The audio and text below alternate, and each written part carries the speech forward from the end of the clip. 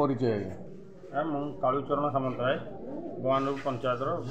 बासिंदा आज्ञा आपण पहर दिन जिते आम सदर ब्लक आगे धारणा देते असित घोषणा कर सरपंच दायित्व जो जिलापाल देते विडीओ को जे नायब सरपंच को दवाई दे नथिले बोली तो आपण से दिन आलोचना होता जे आज सोमवार 11टा बेले दायित्व हस्तांतर कर तो आप